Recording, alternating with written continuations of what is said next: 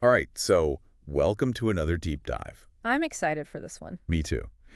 Today we're going to be looking at something kind of different. Oh. Yeah, so instead of multiple sources like we usually do, Yeah. we're just going to focus on a single source this time. Okay, I like that. Keeps things nice and concise. Exactly. So the source is the closing remarks from the April 2019 conference of the Church of Jesus Christ of Latter-day Saints. Interesting. I don't think we've ever done closing remarks before, have we? Nope, this will be a first for us. Uh-huh. And that's what I think is so cool about this deep dive. Closing remarks, you wouldn't think there would be too much to dig into, but, Howard. well, it's a deep dive into like a rarely discussed topic. Temple renovations and new builds within a specific religious context. Oh, I see. I see. Yeah. And our guide for this is Russell M. Nelson. He was the president of the church at the time. Ah, so think of it like the Pope. His words carry a lot of weight. It's interesting that you bring up the weight of his words. Yeah. Because what's fascinating about these closing remarks is that they aren't just some simple like recap or farewell. Right. It's much more than that. They actually provide a really powerful insight into the vision and priorities of a global faith community at a particular moment in time. I'm kind of curious about the context for his remarks. What can you tell me about that? Certainly. So these remarks were given to millions of listeners all around the world at the end of a multi-day conference. Wow. So a lot of eyes and ears on him. Big time. And Nelson even mentions in his remarks that the speakers weren't assigned topics. Oh, wow. So what were they talking about? Well, he says they each sought personal revelation when preparing their messages. Okay. So what he's doing is he's setting the tone for what comes next with the added weight of like personal inspiration. So let's dive into the content. Mm-hmm. One of the first things that really jumped out at me was Nelson's talk about homes becoming sanctuaries of faith. Yeah. And I just thought that imagery was so powerful. But what does that actually mean, like in a practical sense? Well, he goes on to explain that it's about cultivating a space where faith, study, and prayer are actually lived. Okay. It's not just about having like a beautiful home or anything like that. It's about turning it into a place where you actively practice your beliefs and connect with something larger than yourself. Yeah, that makes me think about how we often compartmentalize our lives, work, family, spirituality. And what he's suggesting is kind of like a blending of those aspects. So you create an environment where those values are woven into daily life. Exactly. What are some tangible steps that listeners could take to achieve that? Well, he emphasizes creating a space for dedicated study and reflection. Right. That might look like, having a designated area for scripture reading or meditation. Right. But it's more about fostering an atmosphere where those values just kind of permeate the entire home. Mm-hmm. Maybe it's like family prayer or even just creating a space that promotes peace and contemplation. Whatever works for you. Yeah, I love that. It's not about just checking boxes, No, not at all. It's about creating a space that reflects and reinforces your core values, whatever those might be. Exactly. It's a challenge to align our physical environments with our inner beliefs. For sure. So from there, Nelson kind of jumps into the main focus. Temples. Yep.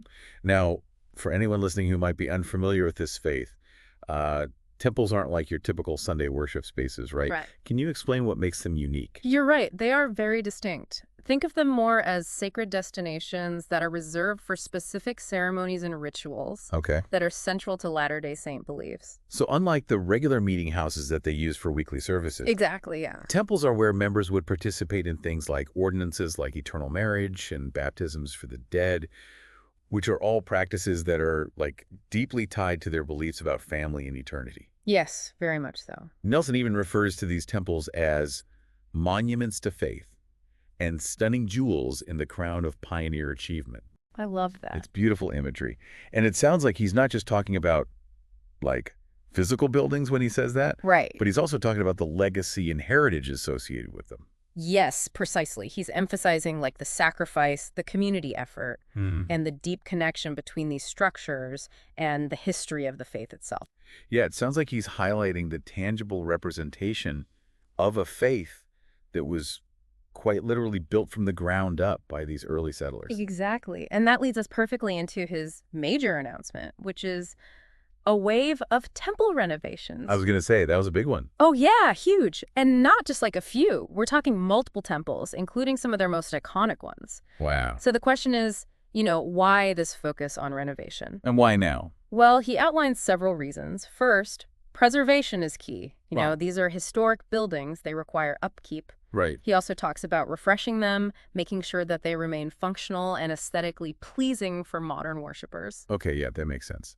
But then he uses a very specific term, major restoration. Oh, I was really curious about that term. What do you make of it? Well, major restoration seems to imply something a lot more than just like a fresh coat of paint, right? Right.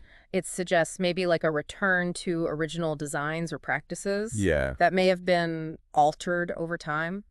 What could that tell us about the current state of these temples and maybe even like the state of the faith itself? That's a great question. It does seem to suggest a desire to reconnect with the past, maybe reclaim some kind of foundational purity or authenticity Yeah. that might have faded. And it's not like the specific temples he names, St. George, Salt Lake, Manti, Logan, are random choices, right? Absolutely not. These are some of the oldest and most historically significant temples in the church. So by starting with these, he's sending a very clear message. Oh, absolutely. About the importance of this restoration and like the return to the roots of the faith. Okay, so we've talked about preserving the past, but what about building for the future? Nelson also announces new temple constructions. Yeah. And the locations he mentions are fascinating. Places like Pago Pago, Okinawa, and Tonga, Oh, yeah. which suggests a pretty big global reach. For sure. What's the significance of these specific locations? Well, he frames these new temples as part of like a larger strategy, aligning with, and this is a quote, God's objectives. So these locations, particularly those in areas with growing populations and younger demographics, they suggest a focus on reaching new audiences and adapting to a changing world. Okay. It speaks to a desire to expand the faith's global footprint. It's interesting how he asks listeners to respond to these announcements. Yeah. He suggests a quiet, personal prayer of gratitude rather than any outward expression of excitement. Right. Why do you think he chose that? Why do you think he chose that approach? Well, I think it underscores the reverence associated with these announcements. He's not seeking applause or fanfare. Right. He's inviting like a personal, contemplative response. Yeah. It emphasizes that these temples aren't just buildings, but sacred spaces imbued with deep meaning. That's such a subtle distinction. Yeah, it is. But it speaks volumes, doesn't it? It really does. It kind of reminds me of how he characterized those early temples. Right. Not just as structures, but like monuments to faith. Yeah. Testaments to dedication and sacrifice. Exactly. He's drawing a direct line between those early efforts and the ongoing work of building and strengthening the faith. Very cool. So Thanks. that brings us to That brings us to the final portion. the final portion of his Yes. remarks. Yeah. And what struck me is how personal and like action-oriented it gets. Oh, yeah. Like it's not just the list of announcements or whatever. Right. It's him delivering this powerful call to action. Yeah. He doesn't just present information. He really encourages listeners to like do something with it, Yeah. to apply it to their own lives. I Exactly. thought that was really compelling. Yeah, and he uses some really powerful phrases like, true disciples, renovate our lives, access the power of his atonement, Wow. all emphasizing this ongoing nature of commitment and the like continuous striving for self-improvement. It's really interesting how he connects the physical acts of like temple building and renovation with the internal work of like spiritual growth and self-improvement. Yeah. It's like he's saying those outward actions should be mirrored by an inward transformation. Precisely. He's urging his listeners to align their actions with their beliefs.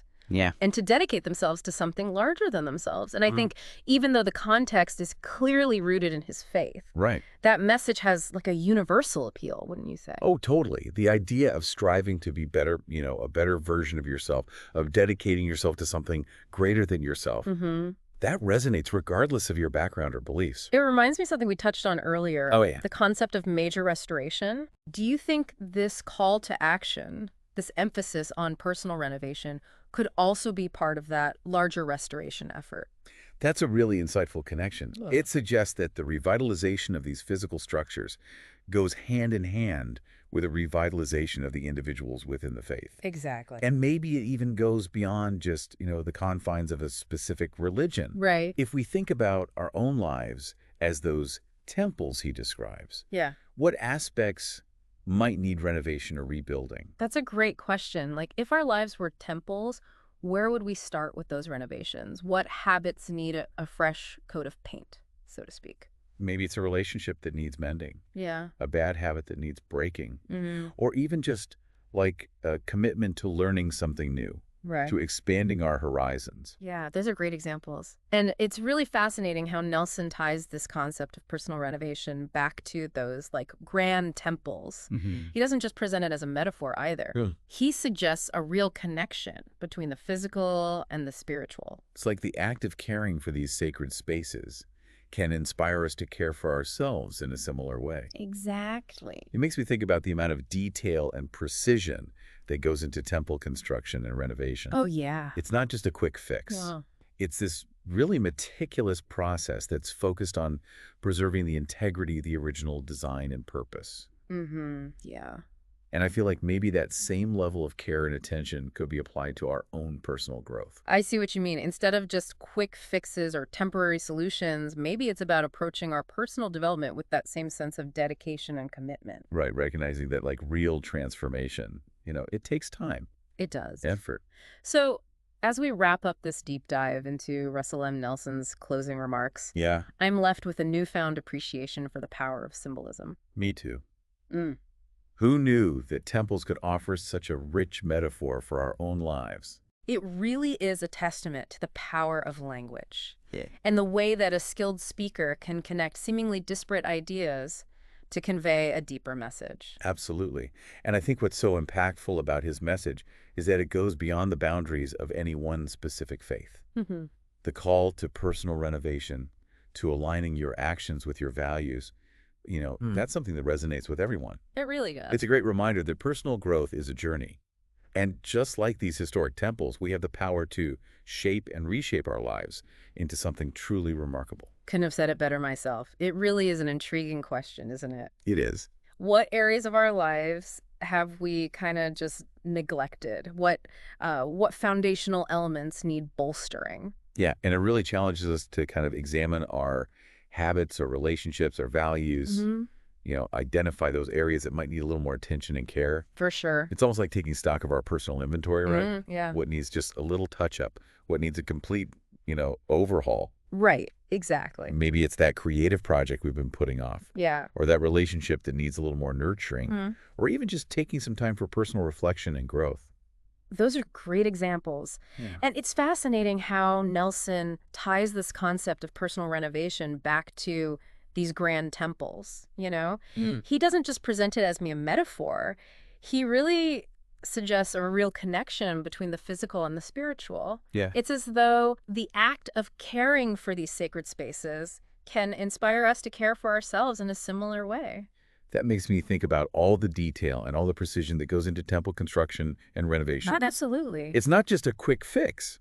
It's like a very meticulous process Right. that's really focused on preserving the integrity of the original design and purpose. Mm-hmm. And so I feel like maybe we could apply that same level of care and attention to our own personal growth. I see what you mean. Instead of going for those quick fixes or temporary solutions, maybe it's more about approaching our personal development with that same sense of dedication and commitment that we were talking about earlier. Yeah. And just recognizing that real transformation takes time and effort. It really does. Well, as we wrap up this deep dive into Russell M. Nelson's closing remarks, Yeah. I'm left with such a renewed appreciation for the power of symbolism. Me too. Who knew that temples could offer such a rich metaphor for our own lives? It's amazing. It's really a testament to the power of language and just how a really skilled speaker can take all these seemingly disparate ideas and connect them to convey a deeper message. Absolutely. And I think what's so impactful about this message is that it goes beyond the boundaries of just one specific faith. Right. It does. The call to personal renovation, to align your actions with your values, that's something that resonates with everyone. It really does. It's universal. It's a great reminder that personal growth is an ongoing journey, and that just like those historic temples, we have the power to shape and reshape our lives into something truly remarkable. That's beautiful. So as we leave our listeners to ponder this idea of personal renovation, what is one question that you hope that they will take with them? I think the most important question to ask is, if my life were a temple, what would need renovation or rebuilding right now? Ooh, I like that. Yeah. Yeah. What areas have I neglected? What foundations need strengthening? It's a question that really encourages introspection and prompts us to really consider this ongoing process of building a life that reflects our deepest values and aspirations. It's a fantastic question to end on. And it's something we can all reflect on. Regardless of our beliefs or backgrounds, remember there's always more to explore, more to learn, and more to discover right here on The Deep Dive. Don't forget to subscribe so you don't miss our next fascinating exploration. Until then, keep diving deep.